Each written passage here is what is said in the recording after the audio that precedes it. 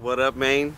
MC OrukusaKi, representing straight out of the Bay Area, California, putting it down. Shoot, I think what inspired me to make music when I first started, and even right now, is pretty much, like knowledge, learning, understanding, and trying to like elevate to the next levels, you know what I'm saying, mentally, learning new things, learning things from people, and just using music as a way to put that out and spread that knowledge as well as, get it back. And pretty much that's what I started off doing. It was never about like putting a name out there or trying to get big or trying to make hella money.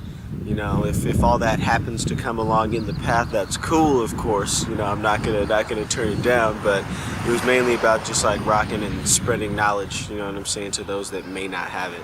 Junior year, senior year, just at lunch, a whole bunch of folks gathered around, beatboxing, having little, like, not exactly battles, but just everybody coming with their stuff, like spitting it hard, like, this is what I got and, what I'm kicking it with, you know what I'm saying?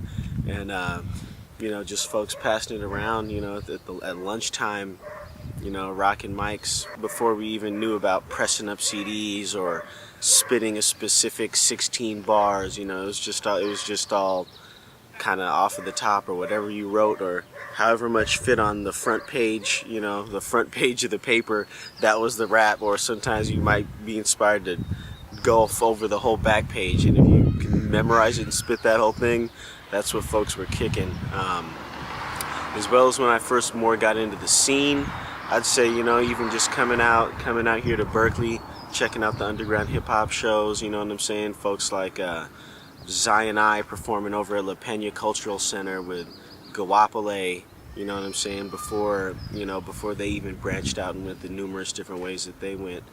So I'd say, just like memories like that, just good ciphers out front of the jam afterwards, someone start up a beatbox, which still happens now at a good spot if you're lucky.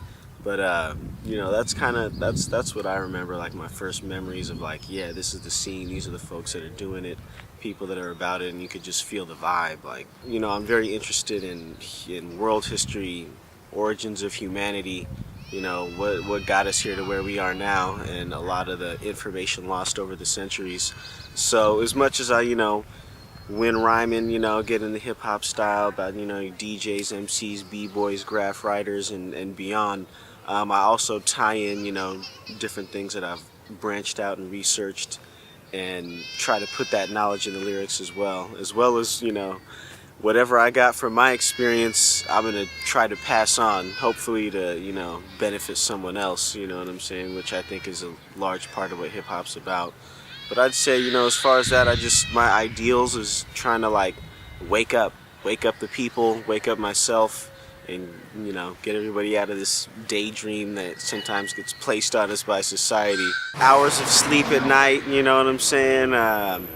Pushing out to go out and rock that show, and, maybe drive out for an hour, drive out for 30 minutes, fly out across the country, whether it's to rock a show or a battle.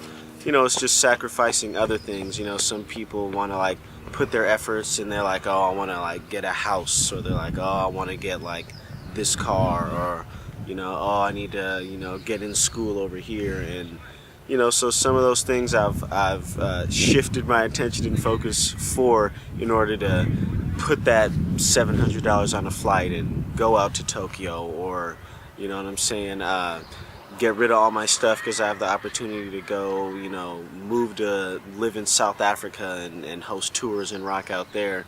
And it's just sometimes you sacrifice time or what society may think you should have, whether it be that house, that car, a fiance or a wife, or maybe numerous kids, and settling down.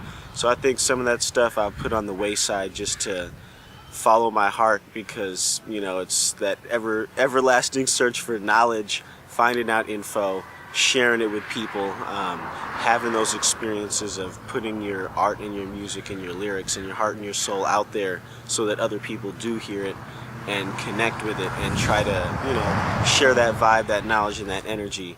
I almost don't look at it as a sacrifice. I just look at it as like, I'm kind of meant to do this, and when the other stuff falls into place, I'll put that focus on it. But my main focus is just getting mentally aware, getting free, spiritually, financially, and really making the music that I feel completes me. I don't even look at it as like bad sacrifices. If anything, it's like the effort that I had to put in and to show that dedication to be able to get to where I'm at now. And when my soul moves on, will they remember my name? What impression will I stain on this hip-hop game? Will I bring back a message so it might be close? Or will my message be a memory? I might be ghost. So, I think when it's all said and done, I just want folks to know, OrukusaKi, he represented, the real essence and origins of hip-hop, of people on that knowledge, on that journey, mentally, physically, spiritually, trying to help other people and trying to spread the music out there, as well as, learn and educate and, put that knowledge out there and keep digging in the trenches, trying to find out what's really real and what's really going on.